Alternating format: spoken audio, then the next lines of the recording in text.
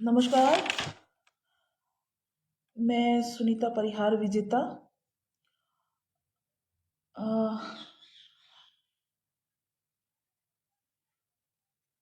कोई पुष्टि कर सकेगा क्या क्या मैं दिख रही हूँ?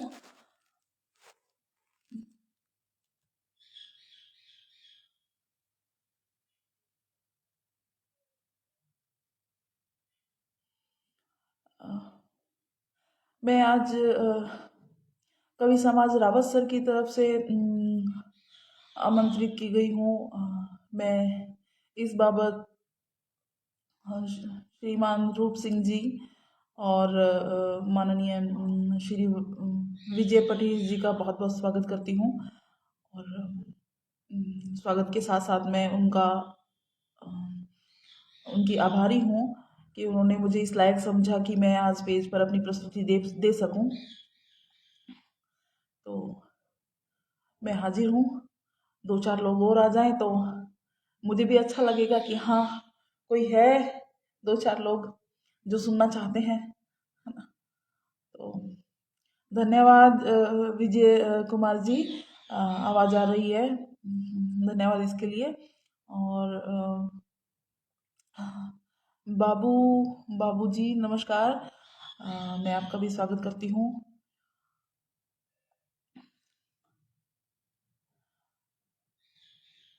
मैं अपने बारे में बता दूँ, मेरा नाम सुनीता परिहार है और मैं विजेता नाम से लिखती हूँ। और मैं श्री गंगानगर से हूँ, रहती जयपुर में हूँ। और थोड़ा बहुत जो भी लिख पाई हूँ अब तक, है ना, वो मैं आपके साथ साझा करना चाहती हूँ।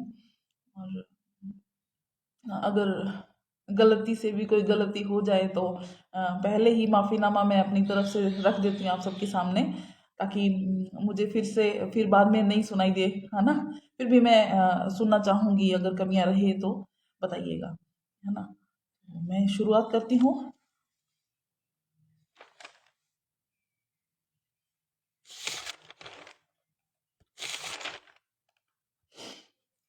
एक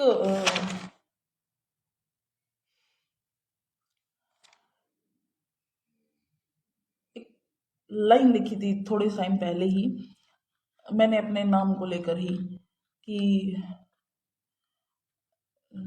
सूरज उगने के साथ मेरे मुकद्दर में तकलीफ़ें लिखी गई, है ना। सूरज उगने के साथ मेरे मुकद्दर में तकलीफ़ें लिखी गई, लेकिन शाम तक विजेता हो जाना मैंने खुद लिखा। यहाँ से मैं शुरुआत करती हूँ। और एक स्त्री जाति होने के कारण मैं स्त्रियों पे एक एक स्वाभाविक बात है कि मैं स्त्री जाति के विषय में ज़्यादा लिखूंगी, या ज़्यादा मेरे अंदर भावनाएं अंदर से ज़्यादा आएंगी, है ना। तो वो मैं आपके सामने प्रस्तुत करती हूँ। एक एक एक चित्र बनाती हूँ आप सबके सामने, कि एक औरत जो है, या एक एक प्रेमिका जो है, वो अपने प्रेमी से कहती है कि अ, जो भी आप चाहें वो आप कर सकते हैं, आपको छूट है, लेकिन मुझे मना है ना। वो एक तीखी मगर शांत सी एक शिकायत है जो मैं आपसे साझा करती हूँ। मैं तुझे ही चाहूँ ताउम्र, मैं तुझे ही चाहूँ ताउम्र, तू किसी और का नाम ले भले, तू बदल ले लाख बार। मैं तुझे ही चाहूँ ताउम्र, तू किसी और का नाम ले भले, तू बदल ले लाख बार, पर मुझको बदलना मना है। हम्म, बात खुशी की हो या गम की, रोने का मन तो करता है। बात खुशी की हो या गम की, रोने का मन तो करता है। रो ले सब आंसू खुशी के, रो ले सब आंसू खुशी के, पर मेरा सिसकना मना है। श्याम वरण हो बेरंग सी मगर, श्याम वरण हो बेरंग सी मगर, आंसू की रंगत है मुझ में। श्याम वरण हूँ बेरंग सी मगर, आंसू की रंगत है मुझ में। महफिल की तो बात अलग है, तन्हाई में खिलना मना है। आंसू की तो रंगत है मुझ में, महफिल की तो बात अलग है, तन्हाई में खिलना मना है। कि तुम सबके सामने अपने मन की जो कि तुम कह सकते हो, तुम्हें आज़ादी है, लेकिन हमें आज़ादी नहीं है ना। तो मैं स्वागत करती हूँ पवन कुमार सैनी जी का शानदार काव्य पाठ। धन्यवाद पवन जी। और जय दयाल जोशी जी, धन्यवाद। रूप सिंह जी, गुरुदेव नमस्कार। बात खुशी की हो या गम की, रोने का मन तो करता है। धन्यवाद गुरुदेव। तो मैं इसी शिकायत को आगे बढ़ाती हूँ। दिल खोल के मिलता है तू सबसे, दिल खोल के मिलता है तू सबसे, मुझसे मिलन तो करता जा। दिल खोल के मिलता है तू सबसे, मुझसे मिलन तो करता जा। गैरों से मिलना जरूरत है, गैरों से मिलना जरूरत है, तो क्या मुझसे मिलना मना है ना। फिरता रहे आवारा तुम, प्रेमिका जरा गुस्से में आ गई है ना। फिरता रहे आवारा तुम, घर आने की गुंजाइश नहीं। फिरता रहे आवारा तुम, घर आने की गुंजाइश नहीं। मैं अगर तुझसे मिलना चाहूं, फिर कहती हैं कि मैं अगर तुझसे मिलना चाहूं तो मेरा घर से निकलना मना है। इस बात पे मैं आप सबकी वाहवाही चाहूंगी, जबरदस्ती, है ना। मैं अगर तुझसे मिलना चाहूँ तो मेरा घर से निकलना मना है। यहाँ मैंने थोड़ी सी कोशिश की है, जो हम लड़कियों को घर में बांध के रखा जाता है ना, उसको थोड़ी सी वो एक टीस मेरे मन में कहीं आ गई थी, तो मैंने लिखा ये। आखिर में हार जाती है प्रेमिका और कहती हैं, मंथन कर मेरी काया का, मंथन कर मेरी काया का, जहर में सारा पी जाऊं। मंथन कर मेरी काया का, जहर में सारा पी जाऊं। कर दे इस बार भी इनकार, कर दे इस बार भी इनकार, के विजेता तेरा मरना मना है ना। तो ये एक छोटी सी कविता थी। तो आगे इसके बारे में ये कविता मैंने करीब 10वीं क्लास में या 11वीं क्लास में लिखी होगी। तो ये आज भी मुझे नई सी लगती है, अपनी सी लगती है थोड़ी, क्योंकि ये जो पुराने दिनों की बातें होती है ना, पुरानी जो बातें होती है, वो उनको कभी भी याद कर लो, वो नहीं लगती है, अपनी लगती है। जो हमारे अंदर होती है, करीब होती है, जो वो अपनी लगती है ना। तो आज मैं थोड़ी और शिकायतें कहने की वो कर लेती हूँ।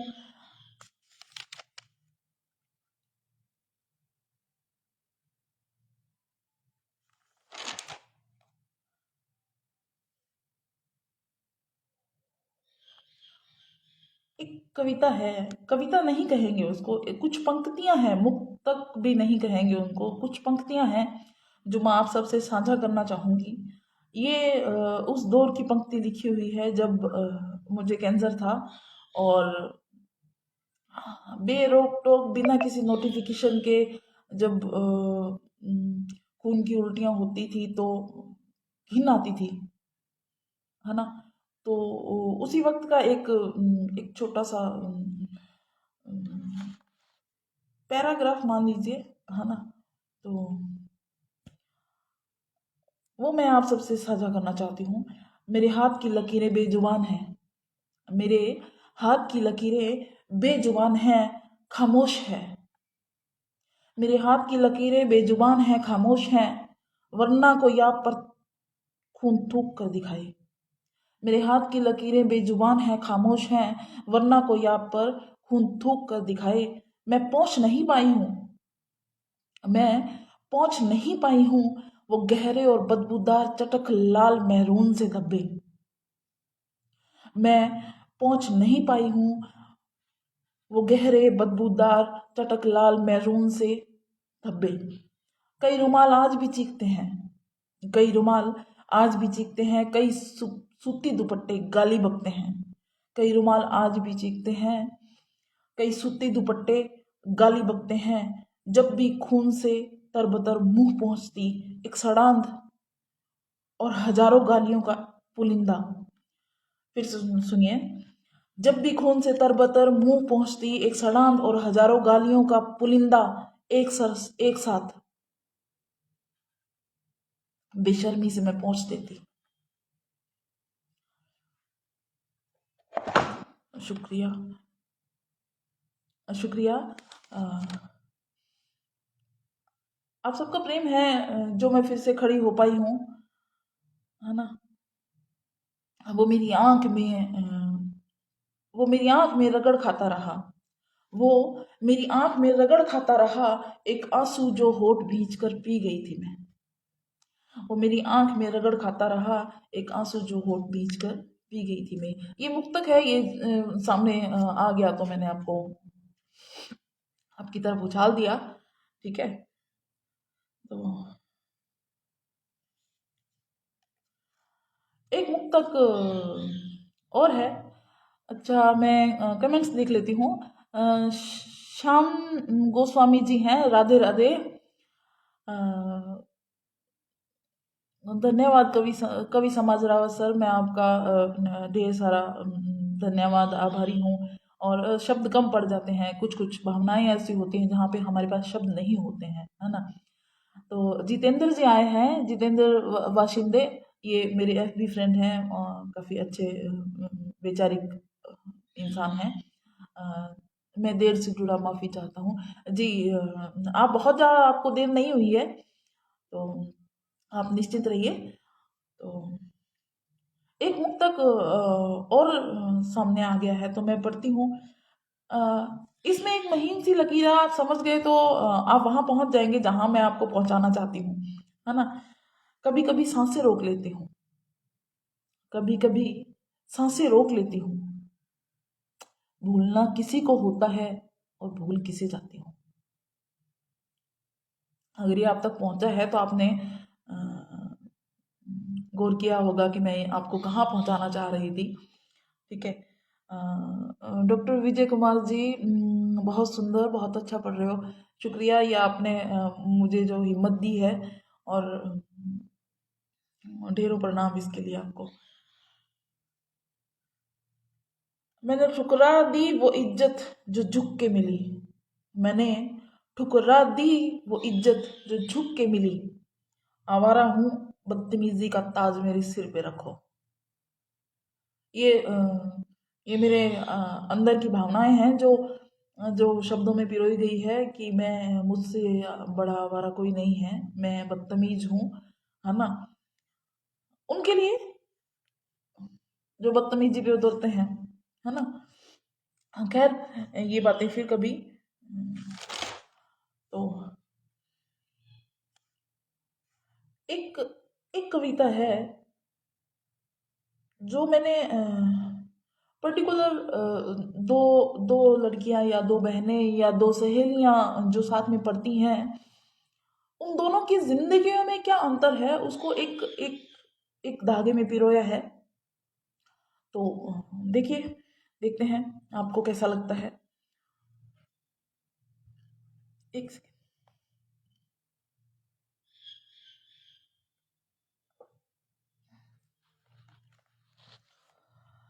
मेरे लिए कविताएं दुखांत ही रही, मेरे लिए कविताएं दुखांत ही रही, उसके लिए जिंदगी सुखांत ही रही। मेरे लिए कविताएं दुखांत ही रही, उसके लिए जिंदगी सुखांत ही रही। हमने सांस भी कर्ज पर ले रखे हैं, हमने सांस भी कर्ज पर ले रखे हैं, वो सुनहरी सपनों की परी सी रही। हमने सांस भी कर्ज पर ले रखे हैं, वो सुनहरी सपनों की परी ही रही। अगली पंक्ति पे मैं चाहती हूं कि आप गौर करें, ज्यादा गौर करें। वो हम महादेवी के दुख की बदली सी, हम महादेवी की दुख की बदली सी, वो बरावली की आशिकी सी रही। हमने सपने औकात से कम देखे, हमने सपने औकात से कम देखे, उसकी हैसियत आसमान सी रही। हमने सपने औकात से कम देखे, उसकी हैसियत आसमान सी रही। आह टूट कर गिर पड़े जो पतझड़ के पत्ते हों, आह टूट कर गिर पड़े जो पतझड़ के पत्ते हों, वो लिली सी ही महकती रही। तो हर इंसान के अपने जीवन में अपना संघर्ष होता है, अपनी कहानी होती है। तो जो दो सहेलियां एक साथ रहती हैं, एक साथ अ, पढ़ती हैं, घूमती हैं, खाती हैं, है ना, उनके जीवन में भी बहुत अंतर होता है ना। तो वही अंतर मैंने देखने की कोशिश की है। जितेंद्र जी, शानदार, धन्यवाद आपका। रूप सिंह जी, शानदार चल रहा है काव्य पाठ, सांस भी कर्ज पर ले रखे हैं महादेवी वर्मा की तरह। अरे गुरुदेव, मैं बहुत बहुत आभारी हूँ आपके इस सम्मान की।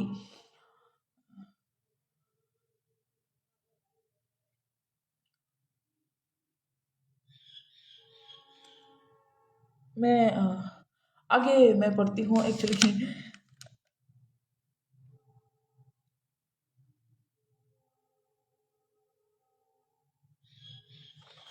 और पढ़ती हूँ मैं।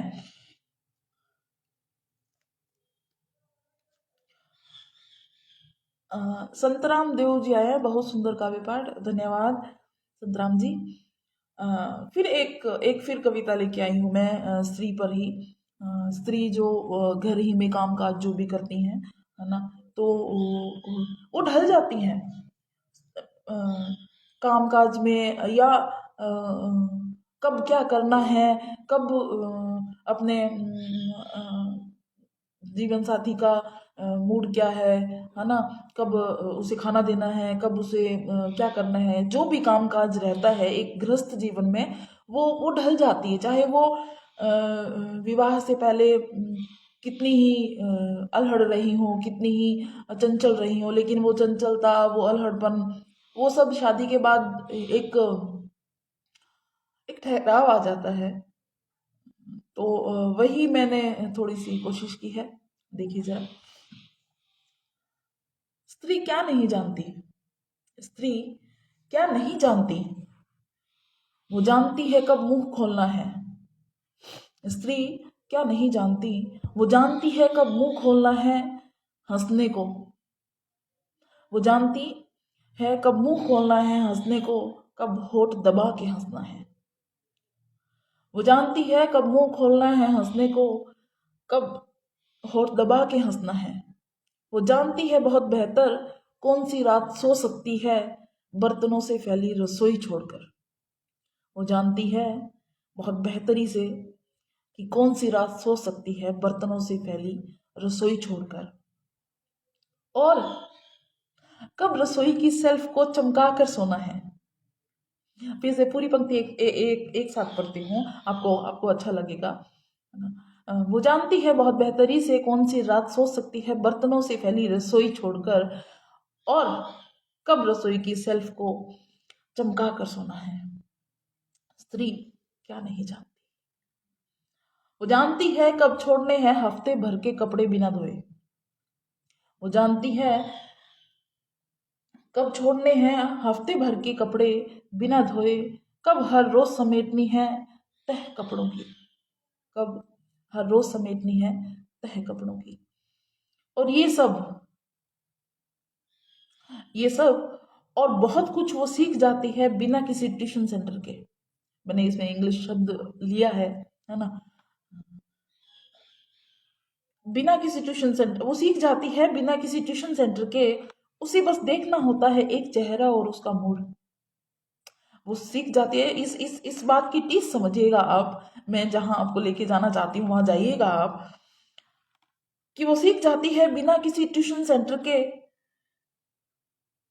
उसे बस देखना होता है एक चेहरा और उसका मूड, और पहचान लेना होता है एक एक भाव, बिना शब्दों के चुपचाप और इस तरह स्त्री सब जान जाती है। ये कविता इतनी ही है, लेकिन मैंने जो अपना जो विचार है वो मैंने इसमें डालने की पूरी कोशिश की है। ये तो आप पर निर्भर करता है कि आप हमें बताएं कि कितनी पहुंची हूं मैं वहां तक। एक मुक्तक बीच में फिर सुना देती हूँ आपको मैं। अ, मेरा आईना कैसी जिद पर अड़ा है, मेरा आईना कैसी जिद पर अड़ा है कि मुस्कुराए वो जो सामने खड़ा है। मेरा आईना कैसी जिद पर अड़ा है कि मुस्कुराए वो जो सामने खड़ा है। आईने की जिद देखिए। एक और मुक्तक देख लीजिए। कविता तो कविता पाठ चलता रहेगा साथ साथ। मुक्तक का एक अपना मजा है। मुक्तक की एक अपनी एक पहचान है। जो बहुत लंबी कविताएं नहीं लिख पाते, नहीं लिख पाते एक अलग बात है। कभी कभी एक मुक्तक एक कविता का सा एहसास दे जाता है। तो मैं एक और सुनाती हूँ कि उसके तमाम वादों का पुलिंदा है मेरी आंखों में। उसके तमाम वादों का पुलिंदा है मेरी आंखों में। इतना भार उठाई चलता हूं मैं मेरी आंखों में। फिर से सुनिए। उसके तमाम वादों का पुलिंदा है मेरी आंखों में। उसके तमाम वादों का पुलिंदा है मेरी आंखों में। इतना भार उठाए चलता हूं मैं मेरी आंखों में।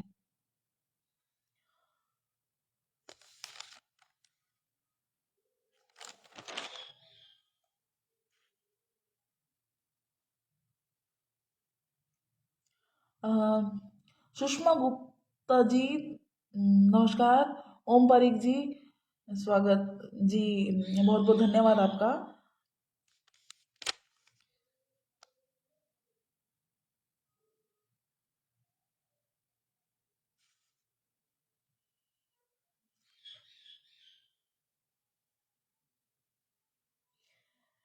एक एक कविता है जो घर घर के जो बुजुर्ग होते हैं, या बड़ा कोई होता है बुजुर्ग। बड़े जो है वो बुजुर्गों में ही आते हैं। तो घर का जो बड़ा होता है, उनको हम जो छोटे होते हैं ना, वो बहुत टीस देके जाते हैं। बहुत टीस देके जाते हैं। टीस समझे बोले तो कि हमारे शब्दों से टीस लग सकती है उनको। हमारे हमारे व्यवहार से, हमारी हमारे कर्मों से बहुत ठेस पहुंचती है उन्हें, है ना। और हम ये जान ही नहीं पाते हैं कि हम हमारे बुजुर्गों को कितना कुछ आंख में उनके भर देते हैं। और वो चीखते नहीं है, बुजुर्ग कभी चीखते नहीं है ना। चीख भी दे तो उनकी सुनता कौन है। चलिए मैं एक छोटी सी रचना है, इसी संदर्भ में मैं साझा करती हूँ आपसे। अब कोई खामोश हो गया है, अब कोई खामोश हो गया है, अपमान बहुत सारा पी गया है। अब कोई खामोश हो गया है, अपमान बहुत सारा पी गया है। कमा कर सहेजने में फर्क है, ये समझ ना सकोगे तुम। कमा कर सहेजने में फर्क है, ये समझ ना सकोगे तुम। पहिया घूमेगा और तुम भी बड़े हो जाओगे। एक बुजुर्ग की टिप्स है, जो जो अपमान झेल झेल लेते हैं। आजकल हर घरों में, हर घरों की कहानियां हैं। हर घर में अब बुजुर्गों का अपमान होता है, तभी तो बरकतें खत्म हो गई हैं, है कि नहीं। ठीक है, मैं फिर कविता पे आती हूँ। कमा कर सहेजने में फर्क है, ये पहिया, ये समझ ना सकोगे तुम। पहिया घूमेगा और तुम भी बड़े हो जाओगे। तुम भी पीना एक अपमानी घूट, तुम भी पीना एक अपमानी घूट, जब तुम्हारे छोटे कहेंगे कि कोई बड़ा नहीं होता। आजकल एक एक एक ट्रेंड चला हुआ है कि कोई बड़ा छोटा नहीं होता है, सब बराबर होते हैं। तो फिर अपने पिताजी का नाम क्यों नहीं लेते हो? अपने लेना चाहिए। जब जब सब बराबर है तो अपनी माताश्री का नाम लीजिए। है ना। तो इसी संदर्भ में है कि तब तुम पीना एक अपमानी घूंट, जब तुम्हारे छोटे कहेंगे कोई बड़ा नहीं होता है। तब, हाँ, तब ढूंढोगी सिर पे एक साया, और तब कोई बड़ा पेड़ नहीं होगा, क्योंकि तुमने उसे काट दिया था। हम्म, क्योंकि तुमने उसे काट दिया था, और कटे हुए पेड़ छांव नहीं देते। कटे हुए पेड़ छांव नहीं देते। ये आज की पीढ़ी को समझना चाहिए कि अगर तुम फेंक रहे हो तो तुम्हें भी फेंका जाएगा। ये आज की पीढ़ी को समझना चाहिए। एक दिन सतपाल जी से बोल रही थी मैं कि तलब लगी है एक कप चाय की, तलब लगी है एक कप चाय की, साथ तुम्हारे पास तुम्हारे, और तुम ही बनाओ तो क्या बात है ना। आज मैं विजय जी से भी बात कर रही थी दोपहर में, विजय कुमार पटेल जी से। तो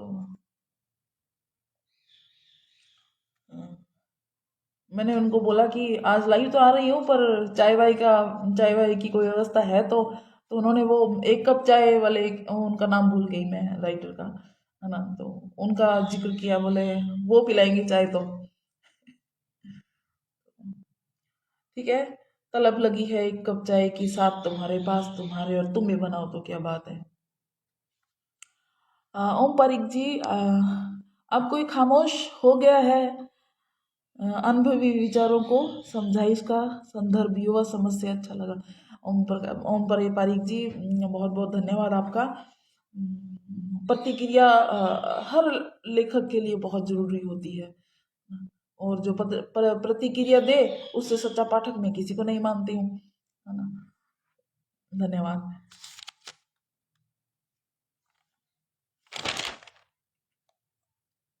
सतपाल जी कह रहे हैं आज शाम को पिलाते हैं चाय। अब ये सरेआम बोल रहे हैं और इनको सरेआम चाय पिलानी पड़ेगी, देख लीजिए आप सब लोग गवाह हैं इस बात के।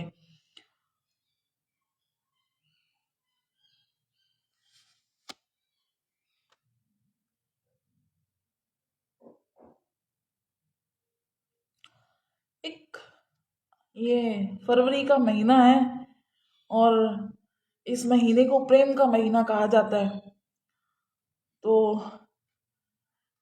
इसी प्रेम के महीने के हिसाब से प्रेम का काहे का महीना है, प्रेम का कोई महीना नहीं होता है, पर ठीक है, ये बना दिए गए हैं तो अच्छा है। इजहार भले ही स्वीकार ना उसका, जो बोटी नहीं किसी के घर की बेटी समझे। इजहार भले ही स्वीकार ना उसका, जो बोटी नहीं किसी के घर की बेटी समझे।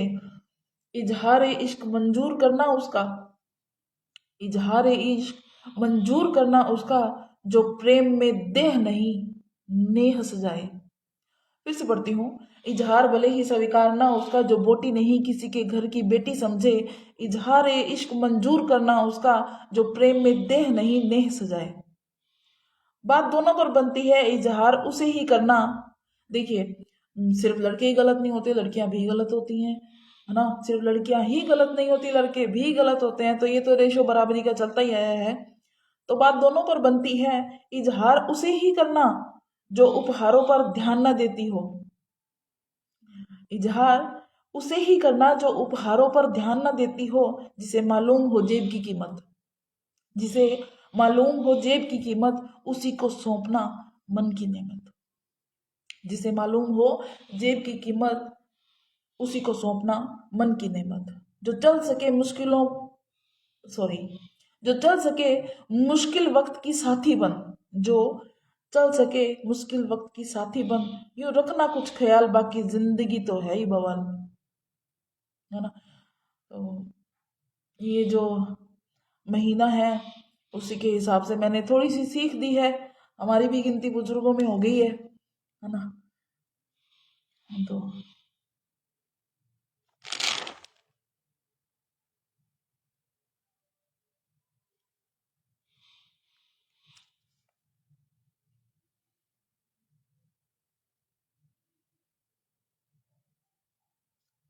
चलिए, एक इसी संदर्भ में एक और मुक्तक सुनाती हूँ मैं आपको, एक और शायर सुनाती हूँ आपको मैं। जिसने सिर्फ जिस्म तक जाना हो, जिसने सिर्फ आपको रुलाना हो, जिसने सिर्फ जिस्म तक जाना हो, जिसने सिर्फ आपको रुलाना हो, जिसने सिर्फ मौसमी प्रेम दिखाना हो, जिसने सिर्फ जिस्म तक जाना हो, जिसने सिर्फ आपको रुलाना हो, जिसने सिर्फ मौसमी प्रेम दिखाना हो। मौसमी प्रेम मीन्स फरवरी फरवरी ही, है ना। जिसने सिर्फ मौसमी प्रेम ही दिखाना हो, वो फूल लिए फरवरी में मिलता है। ये पहचान है मौसमी प्रेमियों की, है ना। झूठी मोहब्बतों की फरवरी है साहब, दम लिए बिना जाएगी नहीं, है ना।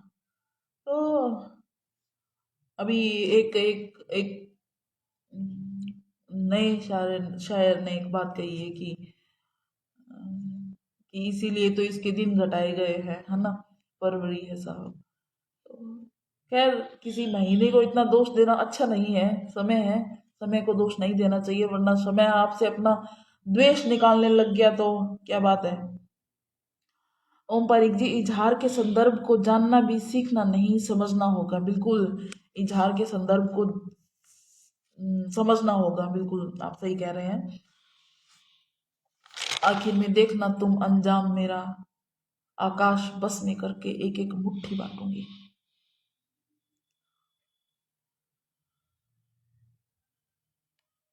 एक कविता है, एक बहुत प्रतिभावान लड़की की बात है, और वो हार जाती है, और उसके बाद वो किसी से कहती है, अपने अपने अपने जीवन साथी से कहती है कि अ, अगर ऐसा हो जाए तो तुम ऐसा करना, है ना। तो वही चार पंक्तियां पढ़ती हूँ मैं आपके सामने। सुनो जब मैं ना रहूं, सुनो जब मैं न रहूं, तब तुम एक काम तो कर देना, मेरे गले की हर एक नस को तोड़ कर एक सितार बना देना। सुनो, तुम एक काम तो कर देना, मेरे गले की हर नस को तोड़ कर एक सितार बना देना। तब लोग सवाल उठाएंगे तुम पर, तब लोग सवाल उठाएंगे कि क्यों तोड़ दी लंबी सुराही सी गर्दन। तब तुम कहना, लोग सवाल उठाएंगे कि क्यों तोड़ दी लंबी सुराही सी गर्दन। तब तुम कहना, वो गाती बहुत अच्छा थी। और हाँ, मेरी उंगली भी अंगूठे के साथ काटना। और हाँ, मेरी उंगली भी अंगूठे के साथ काटना, कलम बनाकर लिखना। तब कलम बनाकर लिखना, तब मैं एक महान रचना करूंगी। तब मैं एक महान रचना करूंगी, तब लोग कहेंगे कि वो लिखती भी अच्छा थी। तो ये उम्मीद होती है। मुकद्दर में दर्द के मुकदमे रोज दर्ज होते हैं। मुकद्दर में दर्द के मुकदमे रोज दर्ज होते हैं। कभी दर्द हारता है, कभी मैं दर्द होने देती हूँ।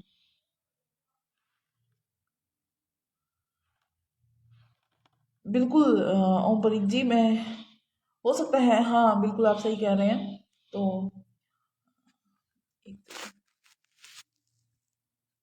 जी, मुकद्दर में दर्द के मुकदमे रोज दर्ज होते हैं। अब अगर लिया सही है तो आप बताइएगा। मुकद्दर में दर्द के मुकदमे रोज दर्ज होते हैं।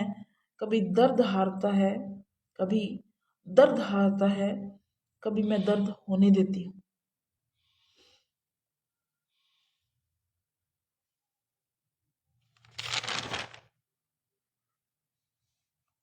एक मैंने हैशटैग चलाया था काफ़ी टाइम पहले, जब नवरात्रे थे पिछले से पिछले साल शायद, तब बलात्कार बहुत हुए थे। उस टाइम मैंने एक बात कही थी, हैशटैग रेप रोको के नाम से। राख पर बहस बहस करते लोग, राख पर बहस करते लोग, जब जिंदा थी तब मर गए थे क्या। एक बलात्कार के ऊपर एक रचना है जो मैं आप सबसे साझा करना चाहती हूँ कि शहरी परिवेश में तो फिर भी बलात्कार होने के बाद में लड़की से उतना उतना उस लड़की को, ठीक है हर किसी की सबकी तकलीफ होती है, लेकिन बलात्कार के बाद ग्रामीण परिवेश में और शहरी परिवेश में बहुत फर्क हो जाता है थोड़ा थोड़ा। वो फर्क क्या है वो एक लंबी बहस का विषय है, लेकिन फिर भी मैं आप सबको एक कविता के माध्यम से, एक दो चार छंद हैं उसके माध्यम से मैं आपको बताना चाहूंगी कि क्या गुजरती है और क्या उससे छिन जाता है, और माता पिता का रवैया अगर ऐसा हो तो क्या हो जाता है। तो वो हम देखते हैं, वो तकलीफ सुनते हैं आप और हम। पिता की आवाज गूंजती है कि 15 को पक्की हुई है शादी तुम्हारी, 15 को पक्की हुई है शादी तुम्हारी, हम भूल गए सबने हादसा बुला दिया। 15 को पक्की हुई है शादी तुम्हारी, हम भूल गए हादसा सबने बुला दिया। आह उसने अपनी टूटी हुई आस को खिड़की के बाहर धकेल दिया, उसने अपनी टूटी हुई आस को खिड़की के बाहर धकेल दिया। तमाम हारी हुई कोशिशों को अखबारी मोड़ देकर, तमाम हारी हुई कोशिशों को अखबारी मोड़ देकर सिगड़ी में पटक दिया। एक सेकंड रुकिए।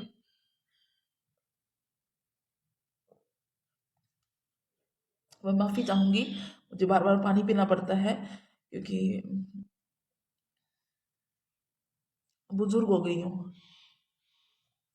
ठीक है, मैं पढ़ती हूँ।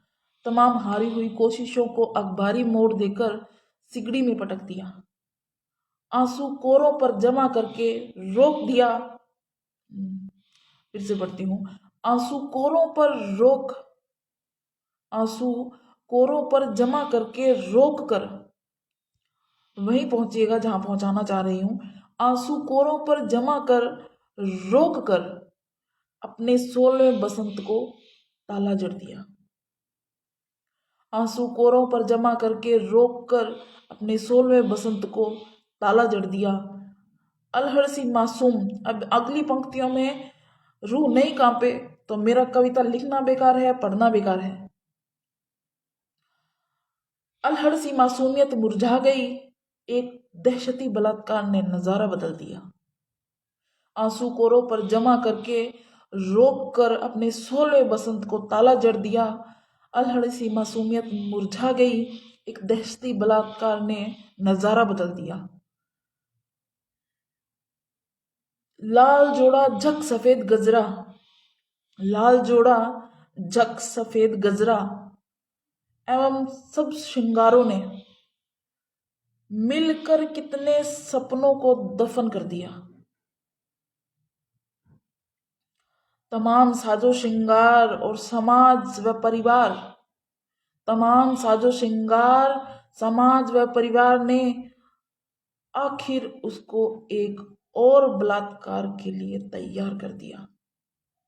मैं फिर पंक्ति पढ़ती हूँ, दर्द तक अगर अगर पहुंचो तो मेरा लिखना सार्थक हो जाएगा। तमाम साजो श्रृंगार समाज और परिवार ने मिलकर उसको एक और बलात्कार के लिए तैयार कर दिया। अब कोई मान्यताएं ना रोएंगी, अब कोई मान्यताएं ना रोएंगी, न कोई रिवाज टूटेगा। अब कोई मान्यताएं ना रोएंगी, न कोई रिवाज टूटेगा। इज्जत के नाम पर मासूम को जिंदगी रुला दिया। ये जब जो ये सारे विवाह होते हैं ना, इसके बाद इसमें सब काम सिर्फ इज्जत के नाम पे होता है, और ये इज्जत कमाल की बात है, कमाल की इज्जत है। रोको ऐसी भींची हुई ललनाओं की विदाइयां, रोको ऐसी भींची हुई ललनाओं की विदाइयां, ऐसे घर ना बसाओ। फिर से मैं ले बांधने की कोशिश करती हूँ। अब कोई मान्यताएं ना रोए, अब कोई मान्यताएं ना रोएंगी, ना रिवाज टूटेगा। इज्जत के नाम पर मासूम को ता जिंदगी रुला दिया। रोको ऐसी भींची हुई ललनाओं की विदाइयां, ललनाओं बच्चियां, लड़कियां, रोको ऐसी भींची हुई ललनाओं की विदाइयां, ऐसे घर ना बसाओ, बचपन ना जलाओ, देखो क्या हाल कर दिया, क्या हाल कर दिया। ये हमारे भारत के हाल हैं और ये हमारे राजस्थान के भी हाल हैं। तो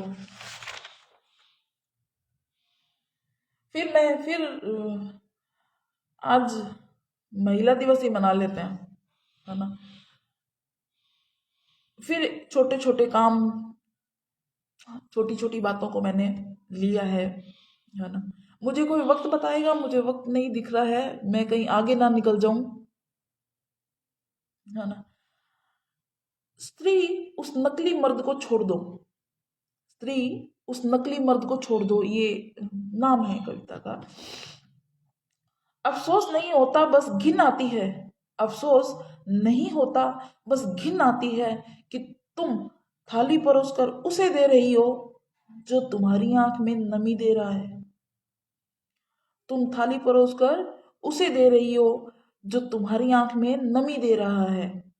मैं बीच में विराम लगाती हूँ। ओम पारिक जी क्या कहना चाहते हैं? शिक्षा जागृति के बाद भी वैशीपन सोचनीय प्रश्न है। बिल्कुल, सामाजिक सरोकार के संस्कार के घर की शिक्षा में कुछ नए प्रश्न हल अब की पीढ़ी कर पाए तो बात बने। बिल्कुल, ये युवा पीढ़ी के ऊपर दारोमदार है और युवा पीढ़ी के कंधों पर ये बहुत बड़ा भार है कि अगर आप इस वैश्यपन को नहीं संभाल पाते हैं, नहीं इसका मुंह तोड़ जवाब दे पाते हैं, तो हमें जो संस्कार दिए गए हैं या हमने जो संस्कार नई पीढ़ी में दिए हैं, तो उन संस्कारों का कोई मोल नहीं रह जाता है। मैं फिर कविता की पंक्तियों पे आती हूँ। अफसोस नहीं होता बस घिन आती है कि तुम थाली परोस कर उसे दे रही हो जो तुम्हारी आंख में नमी दे रहा है और रोज रोज खोखला तुम्हारा वजूद कर रहा है, और रोज खोखला तुम्हारा वजूद कर रहा है। सुनो, वजूद एक ही बार गढ़ा जाता है। सुनो, वजूद एक ही बार गढ़ा जाता है। स्त्री, तुम उस नकली मर्द को छोड़ दो ना। फिर एक और चित्र खींचती हूँ, एक जो उसको रोज रुलाता है, फिर वही उसको थाली परोस के देती है। एक और चित्र मेरे सामने आया कभी। तुम रोज एक धुला हुआ रुमाल थमाती हो उसे, तुम रोज उसे धुला हुआ तुम रोज एक धुला हुआ रुमाल थमाती हो उसे, कभी सोचा है कितने पल्लू मैले किए हैं तुमने?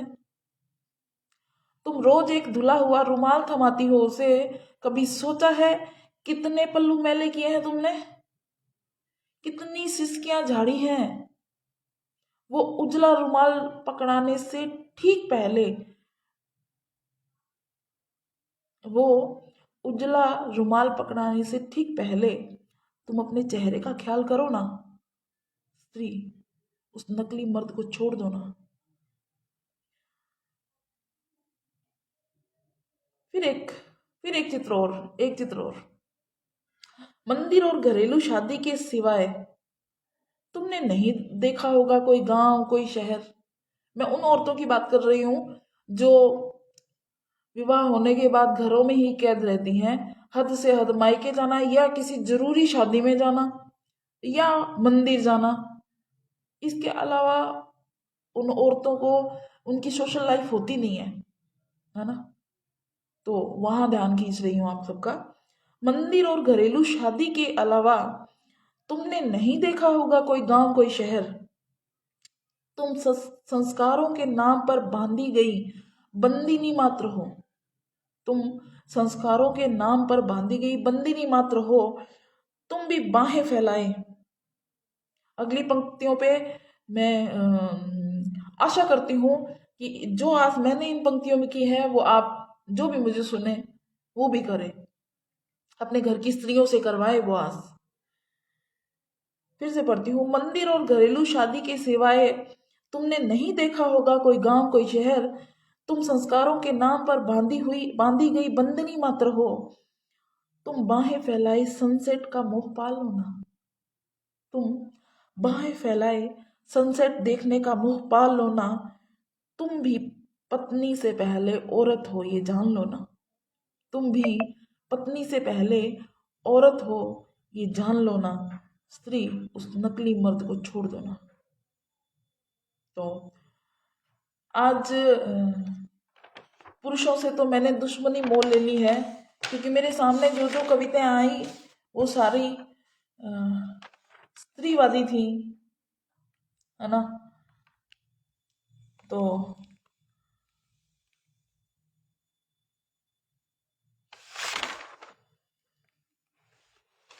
एक आरज़ू थी जो तुमने छुप एक आरज़ू थी जो हमने छुपाई, ये वीरान गलियां बसंती रंगाई। ये इस तर्ज पे मैंने थोड़ी सी कोशिश की है। एक आरज़ू थी जो हमने छिपाई, ये वीरान गलियां बसंती रंगाई, वो दीवाना मंजर हमें याद आया, वो दीवाना मंजर हमें याद आया, कि फौजी हमारा सरहदों ने लुटाया। हम कर्जा नहीं दे सकते उन फौजियों की पत्नियों को, माओं को, बहनों को। हम उनका कर्जा नहीं दे सकते जो इंतजार वफा तुमने निभाई, है ना। मैं गा नहीं पाऊंगी। तो सिर्फ फौजियों की बात कर रही हूँ, अदरवाइज बात फिर कभी करेंगे, है ना। मोहब्बत ने तो खाली मोहब्बत ही की थी, मोहब्बत ने तो खाली मोहब्बत ही की थी, ये इज्जत की बातें तो हमारी कमी थी। चलो मुझे लगता है वक्त हो गया है। नहीं, अभी 10 मिनट बाकी हैं। 10 मिनट तक आप मुझे और झेलिए। फिर मैं आज आज मैं, मेरा कसूर नहीं है। फिर आज एक कविता मेरे सामने आई है। आप पुरुषों के खिलाफ है, मैं माफी चाहती हूँ, पर उन पुरुषों के खिलाफ है जो जो ऐसा करते हैं। घर में बैठकर दूसरों को ज्ञान देते आदमी, आदमी में औरतें भी हैं। ये जो कविता है, ये जिसको मैं दोष दे रही हूँ उनमें औरतें भी है, ठीक है। तो आप ज्यादा मन पे मत लीजिएगा। घर में बैठकर दूसरों को ज्ञान देते आदमी, ये करो वो करना चाहिए, ये करो वो करना चाहिए, प्रवचन देते आदमी। खुद को महान गिनाते संत बनाते आदमी, कैसे कैसे खेल खेल कर अपना मोल गिराते आदमी। फिर से फिर से पढ़ती हूँ। घर में बैठकर दूसरों को ज्ञान देते आदमी, ये करो वो करना चाहिए, प्रवचन देते आदमी। खुद को महान गिनाते संत बनाते आदमी, कैसे कैसे खेल खेल कर अपना मोल गिराते आदमी। प्रेम जताकर रूह लूटते आदमी, प्रेम जताकर रूह लूटते आदमी। एक देह में कितने रहते दोगले चरित्र के आदमी। इस बात पर मुझे निदा फाजली का एक शायर याद आ गया कि अच्छी नहीं है शहर के रस्तों की दोस्ती, घर में लग जाए ना बाजार देखना। अच्छी नहीं है शहर के रस्तों की दोस्ती, घर में लग जाए ना बाजार देखना। हर आदमी में होते हैं 10-20 आदमी, हर आदमी में होते हैं 10-20 आदमी, जिसको भी देखना बार बार देखना, हर बार देखना। तो ये अपनी लाइन दे मुझे वो लाइन याद आ गई। एक देह में कितने रहते दोगले चरित्र के आदमी, बदतर हालात बनाकर कमतर होते आदमी। है कि नहीं।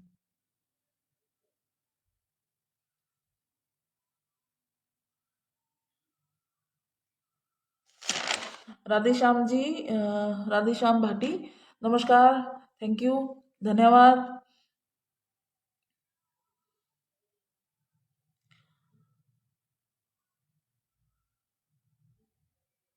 कहानी कोई भी हो, खत्म होने से पहले एक पात्र को रोना बहुत पड़ता है। ये यूं ही चलते चलते ही मैं मेरे शब्दों की एक कहानी कहती हूँ कविता रूप में। मेरे बीमार शब्द बूढ़े हो जाना कबूल करते हुए, मेरे बीमार शब्द बूढ़े हो जाना कबूल करते हुए रिटायर होने की चाह में, एक आखिरी शब्दमाला लिखने की कोशिश में, मेरे बीमार शब्द बूढ़े हो जाना कबूल करते हुए रिटायर होने की चाह में एक आखिरी शब्दमाला लिखने की कोशिश में नाकाम हो गए हैं। पैर लड़खड़ा गए हैं मेरे शब्दों के, पैर लड़खड़ा गए हैं मेरे शब्द गिरकर चोट खाकर घायल होने से ठीक पहले। मेरे बीमार शब्द बूढ़े हो जाना कबूल करते हुए रिटायर होने की, मेरे बीमार शब्द बूढ़े हो जाना कबूल करते हुए रिटायर होने की चाह में एक आखिरी शब्दमाला लिखने की कोशिश में नाकाम हो गए हैं। पैर लड़खड़ा गए हैं मेरे शब्द गिरकर चोट खाकर घायल होने से ठीक पहले। ये भीख मांगते हैं कि मेरी कलम मुझे लौटा दी जाए उसी सुंदर कागज के साथ। फिर मैं अपनी रचना लिखकर बेहोश हो जाना चाहती हूँ। क्या है कि बूढ़े शब्द स्टेबल नहीं रहते, क्या है कि बूढ़े शब्द स्टेबल नहीं रहते, ये कांपते बहुत हैं। जरा जल्दी करें, मेरे बेहोश होने से पहले मुझे मेरा कागज लौटा दिया जाए।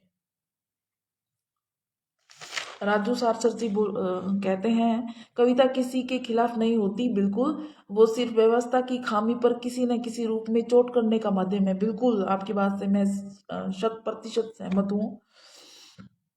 तो इसी बात पर एक और कविता हो जाए।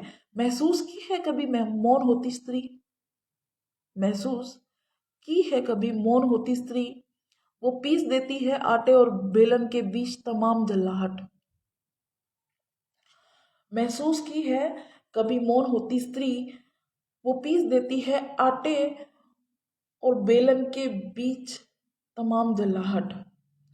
एक और मुस्कान का लेबल होठों पर चिपकाए, और एक मुस्कान का लेबल होठों पर चिपकाए, तब हाँ उसी वक्त देखी है किसी ने सांस सांस में समंजस से बिठाती स्त्री। मैं फिर पढ़ती हूँ, वहीं पहुंचिए, है ना, उसी पते पे जिस पते पे मैं आपको पहुंचाना चाहती हूँ। महसूस की है कभी मौन होती स्त्री, वो पीस देती है आटे और बेलन के बीच तमाम जल्लाहट, और एक मुस्कान का लेबल होठों पर चिपकाए, तब हाँ तब उसी वक्त क्या देखी है किसी ने सांस सांस में समंजस से बिठाती स्त्री। वो भूलती नहीं है कोई भी चिल्लाहट, वो भूलती नहीं है कोई भी चिल्लाहट, बस कढ़ाई में कई करछी ज्यादा घुमा देती है। वो भूलती नहीं है कोई भी चिल्लाहट, बस कढ़ाई में कई करछी ज्यादा घुमा देती है। उसी रोज जब वो सुनती है चिल्लाहट, देखी है कभी घूट घूट पानी पीती स्त्री। उसके गले में जाता हर घूट बहुत सारे घुटन भरा होता है। घूट घूट पानी पीती स्त्री देखी है,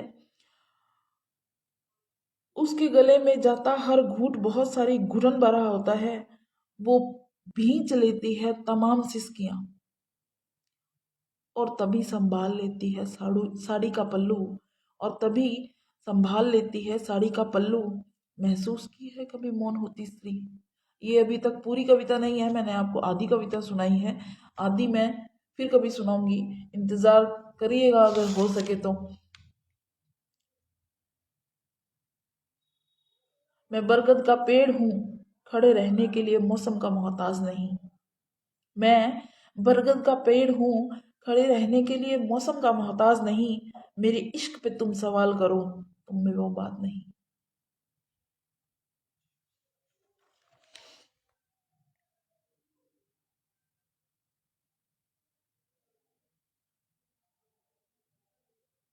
मैं पसीना लिखती हूँ, मजदूर का मकान नहीं लिखती।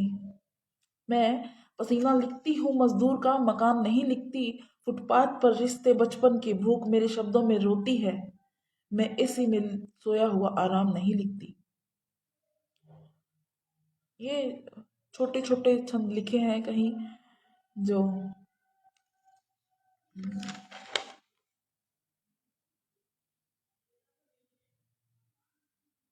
दो खेमों में बंट गए हैं प्यारे प्यारे लोग। कोई प्रेम गली का वासी, कोई बैर बांधते लोग। भागते हुए लोग सिक्कों की खनक की ओर, घायल लगे मुझे कुछ नहीं, और बेचैनी भर सोते लोग। फिर से पढ़ती हूँ। दो खेमों में बंट गए हैं प्यारे प्यारे लोग, कोई प्रेम गली का वासी, कोई बैर बांधते लोग। भागते हुए लोग सिक्कों की खनक की ओर, घायल लगे मुझे कुछ नहीं और। बेचैनी भरकर सोते लोग, तकलीफें लेकर उठते लोग। बेचैनी भरकर सोते लोग, तकलीफें लेकर उठते लोग। धन दौलत की प्यास से सुकून छोड़ते लोग। मजहबी तलवार से गला काटते लोग, इंसान के खून से प्यास बुझाते लोग। दर्जन भर नफरतों में भी प्यार खोजते लोग। कौन सही कौन गलत, दूसरों पर दोष थोपते लोग। कहीं तो हो प्यार की बारिश, लूट मचाते लोग। फिर भी रंगों में धर्म बनाते लोग। ये भी अधूरी कविता है, एक लेखक समझ सकता होगा। कभी कभी कविताएं सालों पूरी नहीं होती, और कभी कभी 15 मिनट के अंदर एक ऐसी रचना कर देता है लेखक जो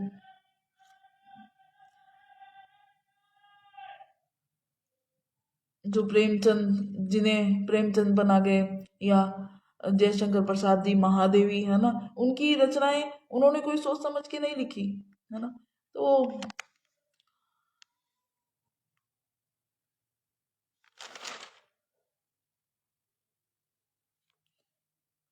मैं अब कुछ सवालों की गठरी बांधी है, जरा दूर फेंक कर आऊंगी।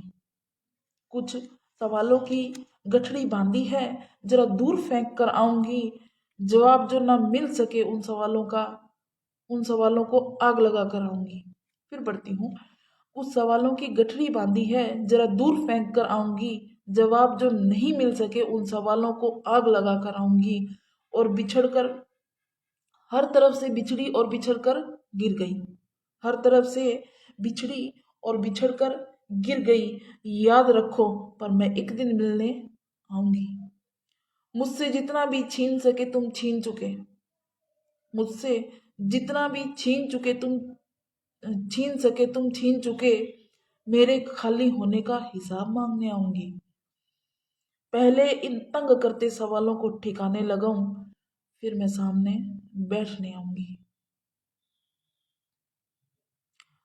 पत्थरों का शहर था और कांच के थे हम। ठोकर लगनी ही थी, क्या हो गए हम।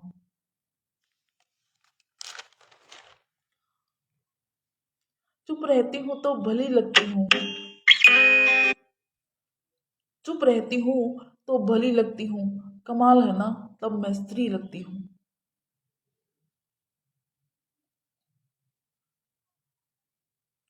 बहुत मुश्किल है सैनिक होना, सरहद बांट कर घर तबाह करना।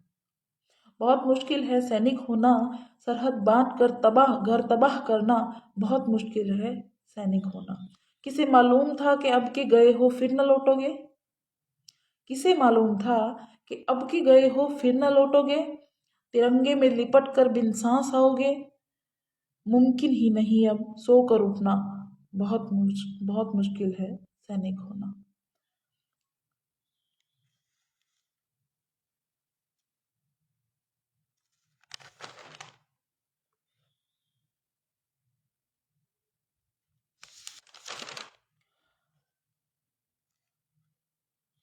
साल का आखिरी महीना एक कविता थी मेरी। तो मेरा नेटवर्क खराब सुनने नहीं दे रहा। ये बिल्कुल सही कहा है ओम परीक जी आपने, कि जब कोई अच्छी बात, जब कुछ अच्छा होता है, जब कोई अच्छी बात सुननी होती है, तो ये जो सरकारें हैं ना, वो हमारी दुश्मन हो जाती हैं, है ना।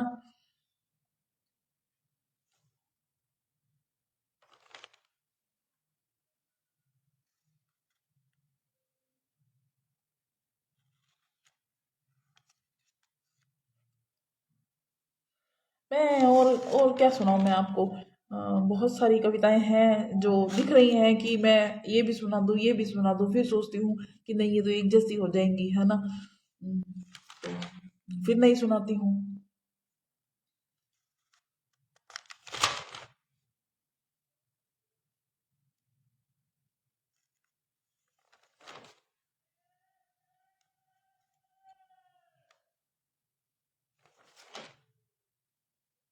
चलिए मैं एक और बात कहती हूँ आपसे। पहले जो एक दौर था खत लिखने का, याद है आपको? पहले एक दौर था खत लिखने का। चलिए ये मैं अंतिम अंतिम जो मेरी मुक्तक रहेगा मैं तब सुनाऊंगी ये बात। एक अंतिम कविता आप सुनिए। तर्क तेल लेने गया है, अक्ल घास खा रही है। तर्क तेल लेने गया है, अक्ल घास खा रही है। दिमाग का दही जम गया है, मन आहत होकर सड़क पर गिर गया है। ये ये भड़ास है। तर्क तेल लेने गया है, अक्ल घास खा रही है। दिमाग का दही जम गया है, मन आहत होकर सड़क पर गिर गया है। प्रतिभाओं के देश का नाम बदलवाओगे क्या? बहुत सारे लोगों को तो शायद ये कविता याद भी आ गई होगी। ये मैंने तब लिखा था जब किसी ने स्टेथोस्कोप किसी मूर्ति पे लगा दिया था, है ना। और कभी कोई कह रहा है कि भगवान को ठंड लग रही है, कभी ये जो आडंबरों पे मैंने ये कविता लिखी थी। तो आडंबरों की धरती या अंधविश्वास का डेरा लिखवाओगे क्या? मैं फिर पढ़ती हूँ। तरक तेल लेने गया, अकल घास खा रही है। दिमाग का दही जम गया है, मन आहत होकर सड़क पर गिर गया है। प्रतिभाओं के देश का नाम बदलवाओगे क्या? आडंबरों की धरती या अंधविश्वास का डेरा लिखवाओगे क्या? सिंबल ऑफ नॉलेज का शीश झुकाओगे क्या? सिंबल ऑफ नॉलेज का शीश झुकाओगे क्या? पत्थर को भी दूध पिलाए हो, मूर्त का भी एक्सरे करवाए हो, स्टेथोस्कोप का भी काम बदलवा दिए हो। क्या कहते हो? बदल दे नाम। तरक को तेल लेने भेज दे, अकल को घास खाने भेज दे। इस तरह की आगे है रचना, है ना।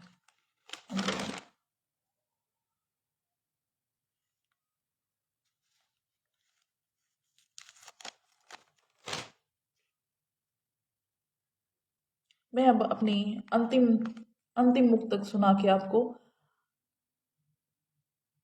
है ना। तो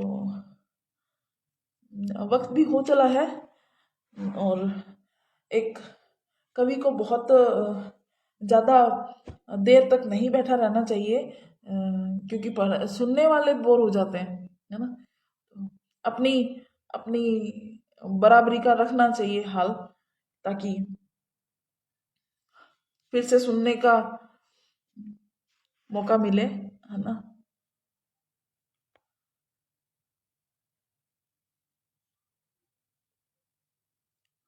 तो विक्रम जी कह रहे हैं आपकी कविता के परिप्रेक्ष्य में चुप रहना ही स्त्री नहीं होता, आवाज भी किसी स्त्री की पहचान होती है। बनाना होता है बस अपनी आवाज को बुलंद, फिर हर लता अभिमान होती है। बिल्कुल। आज का दिन हमारे लिए बहुत ही दुखदपूर्ण दिन है। लता मंगेशकर जी का आज निधन हो गया। बिल्कुल। आज मेरी कविताओं में आपने शायद पहला पात्र देखा और दूसरा पात्र नहीं देखा, है ना। तो मेरी कविताएं भी वो टीस ही थी। और खैर आपका सुझाव अच्छा लगा मुझे, और मैं अपनी अपनी अंतिम पंक्तियों की तरफ बढ़ती हूँ। एक ताना है मोबाइल वालों के लिए, है ना।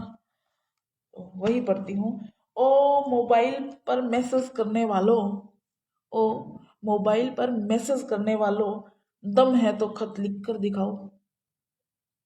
ओ मोबाइल पर मैसेज करने वालों, दम है तो खत लिख कर दिखाओ। मैंने गलत पढ़ दी, वो अ, तुक बनेगा नहीं। ओ मोबाइल पर मैसेज करने वालों, दम है तो खत लिख कर बताओ। दम है तो खत लिख कर बताओ, ता जिंदगी देंगे वरना हम तुम्हें ताने। दम है तो खत लिख कर दिखाओ। हाँ, ठीक है। मैं अभी चलती हूँ। और आप सबके असीम प्रेम के लिए मैं आपसे करबद्ध आप सबका अभिनंदन करती हूँ और आभारी हूँ मैं आप सबकी। अम,